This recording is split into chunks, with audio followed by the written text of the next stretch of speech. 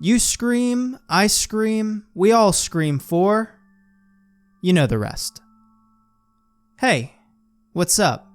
I'm Tommy. No, not the same Tommy from the deli. That's a different story. Totally different Tommy. Anyway, I work ice cream here at Barnaby's. It's only part-time, but some time is better than no time, right? Besides, I'm going to college to be a nurse.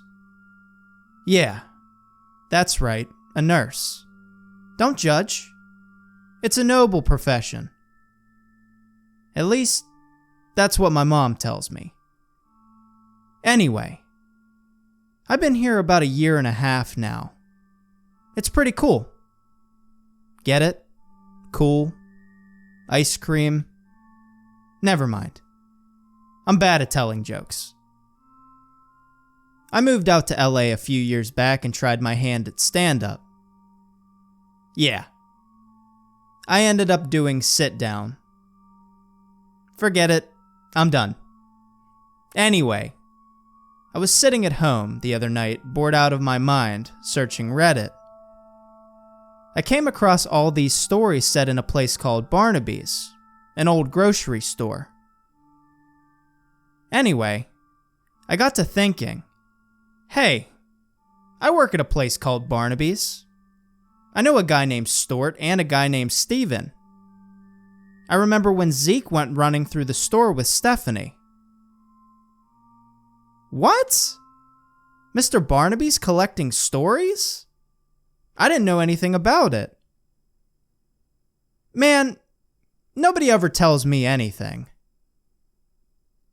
Anyway, check this out.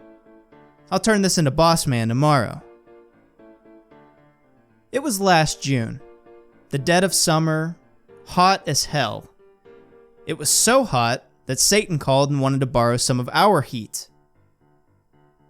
Yeah, I tried. Anyway, it was about 9 o'clock in the morning. We just got our ice cream delivery and Stuart unloaded it and put it in the ice cream box. That's what we call the freezer. A box. Now, if you've been reading all these stories, like I have, then you know that Barnaby's is a very old store. We still get our ice cream in pallet igloos. Now, for those of you who don't know what a pallet igloo is, it's a large blue insulated box that's mounted to the top of a pallet. Some have doors on them, others have those thick pieces of plastic hanging down. Anyway, it helps to keep the ice cream frozen. It kind of resembles one of those porta potties like you would see at an outdoor rock concert. I love rock music. Nickelback rules. Anyway, I grabbed a couple carts and started unloading the igloos. There were 3 of them. I unloaded the first one onto 2 separate carts, took them to the sales floor, and worked them to the shelf. I put all my back stock away. That's all the freight that wouldn't fit on the shelf. We store it in the ice cream box in case we need it later. Anyway, I started unloading the second one.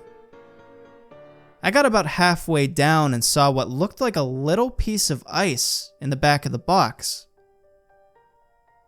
I didn't think much of it. It's a freezer, so there's gonna be ice, right? Anyway, I removed the next layer of ice cream and discovered that what I thought was initially ice was really a fingertip connected to a hand. What the hell? Curiosity took over, and I started flinging ice cream out of the box.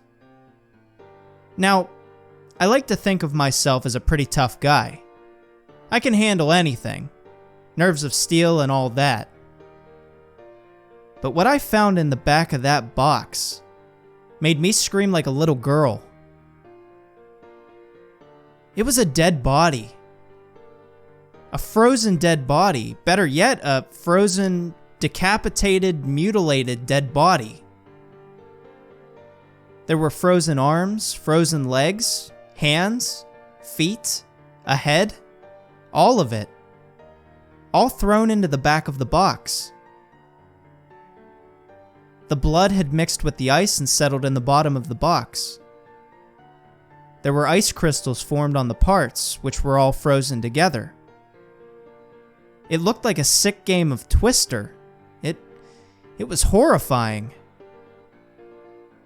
I just stood there, frozen in shock. No pun intended. I didn't even notice that Marcus had walked into the back room, till he started vomiting all over the place, repeatedly, breaking me out of my trance. Thank God none of the customers saw it. These weirdos would have probably took selfies with the body. Sickos. Anyway, I ran into the break room and called 911 from the payphone. Old store, remember? Marcus went to the bathroom to clean himself up. Anyway, the cops, the coroner, and the forensics team showed up. It looked like a scene out of CSI Miami. I love that show. Anyway, the cops took our statements while the forensic team used little space heaters from aisle 9 and a handheld hammer and chisel to break apart the pieces. As the ice started melting, the pieces started falling out of the box, half frozen. Bloody water spilling all over the floor mixing with the melted ice cream. Stevens had one hell of a mess to clean up. Anyway, the head fell out of the box and almost rolled through the double doors onto the sales floor. I yelled, "Heads up!" Sorry, can't help myself. Anyway, the forensic team finished thawing out the pieces and arranged them accordingly on the back room floor. They were all there. The skin was all clammy and wrinkled. The meat hanging out of them looked like soggy ground beef. I got the sudden craving for a hamburger. Anyway, the smell was immense. It smelled like Satan's butt crack. To be honest, this is what made me decide to become a nurse. Because after the initial shock, this was quite interesting. The coroner put them in bags, loaded up the truck and left. The forensic team left as well. The cops took the igloo as evidence. They had to open one of the loading dock doors and load it into a flatbed tow truck. It fell over twice. Oh crap, it's late already. I gotta go. I'm late for class. See ya.